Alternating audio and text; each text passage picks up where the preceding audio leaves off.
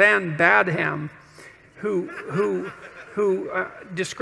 was described not by me as a writer, activist, and Twitter queen, which is, I think, like being the Red Queen in Alice in Wonderland, something like that. I went on her Twitter site today to find out how many followers she has, but apparently I'm not one of them because I'm blocked. And it kind of surprises me because I didn't know that I'd ever tried to follow her. But anyways, she said, and this was interesting, she said, I'm a Christian and a Marxist. And I thought, no. You can only be a Christian and a Marxist if you, well, there's a couple of ways. One is that you just want to be all things that are good at once, regardless of their internal contradictions. And so that would be one reason. And another reason would be that you don't know anything about Christianity or Marxism. And then the next would be that you're just compartmentalized. You know, like there's this idea that people can't hold two contradictory thoughts in their mind at the same time. Well, that idea was formulated by someone who's never met a human being, because you can hold like 50 contradictory thoughts in your head at the same time, as you know, whenever you argue with someone that you love, because you love them and maybe you even like them, but you also hate them and you wish that you could just crush them right there and then. And so, like, that's a lot of contradictory ideas, and that's probably only like half the contradictory ideas that are running through your mind at the moment. You know, so man, you're so full of contradictions that it's just beyond belief. And the only time, I mean, I know this because I read undergraduate essays. And what's interesting about undergraduate essays is it's so interesting because the undergraduate will make a claim in paragraph 1, and then in paragraph 7 will make the opposite claim, and they won't notice that they're intellectually incommensurate. And you know, that might happen 30 times in the essay. And the reason that works is because, well, they haven't been called on the paradoxes, but also because they haven't had to live the paradoxes through, because you really only straighten out your thought when you have like impulse A and impulse B, and they conflict at the same time, right? And you can either do one or the other, but not both. You know, if it's A today and B tomorrow, well, then you can hold those ideas simultaneously. But if it's A or B right now, then you have to decide, is A more important or is B more important? You have to put them in a hierarchy, and then you have to act them out, and you have to see what happens. And so then you find out if you're full of contradictions, and part of the way that you iron out your contradictions, which is very, very hard to do, is that you go out and you do a whole bunch of things in the world, like Socrates did. You go, you have your adventure in the world, and you put your ideas to the test, and those that work out in a paradoxical or counterproductive manner you dispense with or put lower on the priority list or something like that. And that's how you discover that, you know, you can't hold incommensurate views simultaneously. Carl Jung said that something like, paradoxical views that are not made conscious will be played out in the world as fate.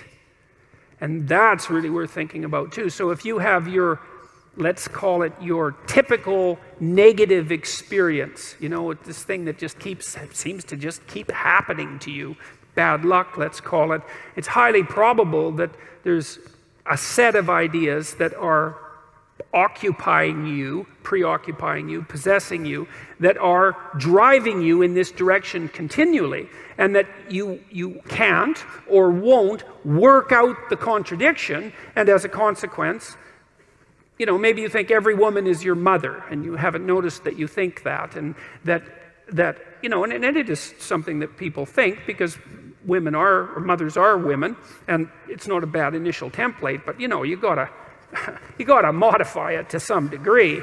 And you know, if that's an unconscious idea that you have and you continue to play it out, you may run into your continual habitual negative experience with women, and you'll wonder what the hell is wrong with women, but it isn't the women that has the problem, it's you. And if you run into problems with women all the time, then it's highly probable that the problem is you. So, not always, but generally. So let's go into this Marxist and Christian idea here just for a minute. So we'll start with some of the ideas of Marx. Well, Marx believed that people were basically socially constructed so that we were blank slates, and that whatever our nature was given to us essentially by our surroundings, but even more importantly by our social class, right? Because Marx was a theorist of social class and believed that the primary dispute, let's say, the primary motivator of human history, the primary driver of human history was something like the rich versus the poor, the bourgeoisie versus the proletariat, and that was a consequence of your social upbringing, and that your group identity was paramount. Okay, so there's nothing about that that's vaguely Christian. That's not how the Christian worldview works. It's not how the Judeo-Christian worldview works, because in that worldview, you're fundamentally an individual. Your nature is fundamentally attributable to you by God. You're fundamentally responsible to God, and and history itself is something like the playing out of your relationship to the transcendent. So those things aren't the same. They're not commensurate. You can't believe both of them at the same time. Marxism is a materialistic philosophy. It's predicated on the idea that, essentially, an idea that Dostoevsky criticized in great depth was that if you just made people rich enough, let's say, if you deprived them of their privation, if you equalized their economic status, let's say, that the utopia would come to light upon earth. And, I have a certain amount of sympathy for a viewpoint like that, because, who likes starvation and misery? There's nothing positive to be said about that, but I think Dostoevsky was right too in his criticism of Marxism, although he wasn't directly aiming this at Marx, in Notes from Underground, where he noted that, if you gave people what they wanted in terms of, let's say, bread and circuses, if they had, as he said, nothing to do but eat cakes and busy themselves with the continuation of the species, which is kind of a nice phrase, that the first thing they would do is take a hammer and smash things just so that something improbable and strange would happen, just so that we could have our way. And it's kind of a recapitulation of the idea of original sin in Dostoevsky's subtle manner, is that we're the sorts of creatures that, what did he say? We're ungrateful. That's the thing that primarily distinguishes us from animals, is we're ungrateful and that we can curse. That was what he thought made us different than animals. And that even if we got what we wanted materially, that wouldn't satisfy us, because we're not the sorts of creatures that can be satisfied with material possessions, let's say, or material comfort, because it isn't even obvious that we're after comfort. I mean, what do you want? You want to just lay in a feather bed and eat peeled grapes all day? I mean, maybe for an hour or so, that might not be a bad idea, but, it's going to get dull pretty quick. You're going to go out looking for trouble.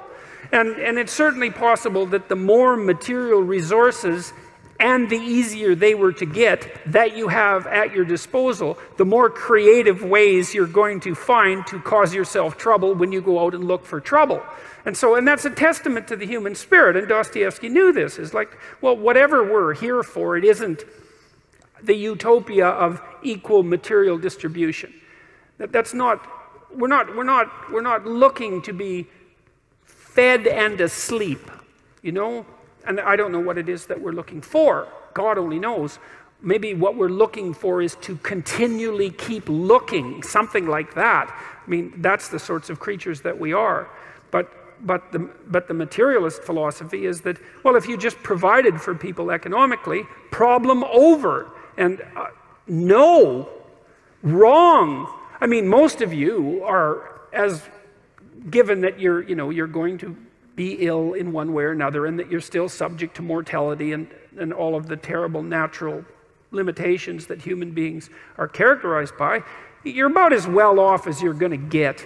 The economic data already show that once you have enough money so that bill collectors aren't chasing you, which basically puts you, say, at the kind of in the upper reaches of the working class, or maybe the lower end of the middle class, something like that, that additional money has absolutely no effect whatsoever on your self-reported well-being, which is something like a combination of positive emotion and absence of negative emotion.